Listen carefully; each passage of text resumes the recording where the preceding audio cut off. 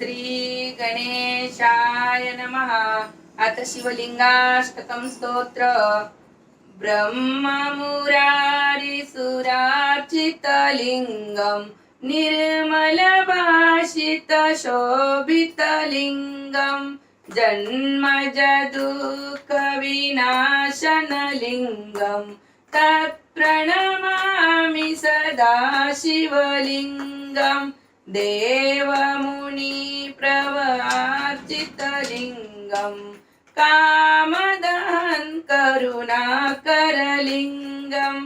रावणदर्पविनाशनलिङ्गं तत्प्रणमामि सदा शिवलिङ्गं तत्प्रणमामि सदा शिवलिङ्गं सर्वसुगन्धितसुलेपितलिङ्गं बुद्धिविवर्धनकारणलिङ्गं सिद्धसुरासुरपूजितलिङ्गं सिद्धसुरासुरवन्दितलिङ्गं तत्प्रणमामि सदा शिवलिङ्गं तत्प्रणमामि सदा शिवलिङ्गं कनकमहामुनिभूषितलिङ्गं फणिपतिवेष्टितशोभितलिङ्गं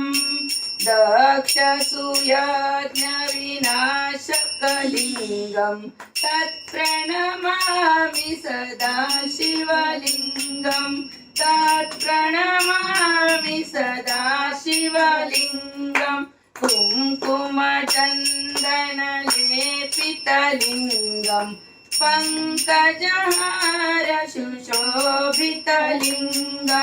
सञ्चितपापविनाशकलिङ्गं सञ्चितपापविनाशकलिङ्गं तत्प्रणमामि सदा शिवलिङ्गं तत्प्रणमामि सदा शिवलिङ्गं देवगणार्चितसेवितलिङ्गं भावैर्भक्तिर्भिरेव च लिङ्गं दिनकरकोटिप्रभाकरलिङ्गं दिनकरकोटिप्रभाकरलिङ्गं तत्प्रणमामि सदा शिवलिङ्गं तत्प्रणमामि सदा शिवलिङ्गम् अष्टदलोपरिवेष्टितलिङ्गं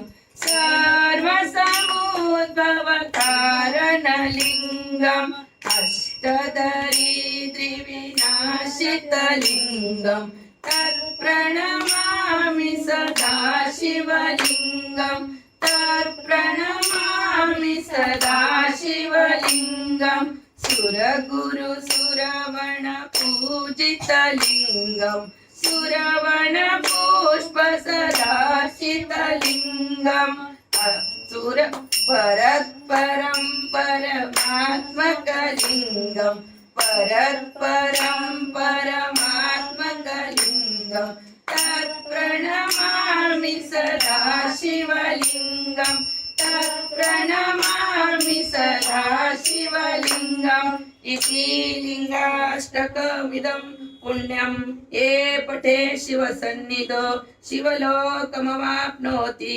शिवेन स मोदते इति श्रीलिङ्गाष्टकस्तोत्रं सम्पूर्णं। श्री सांब सदाशिव चरणार्पणमस्तु। शुभं भवतु। नाही भजन तरी आपल्या कीर्तन पठायचं.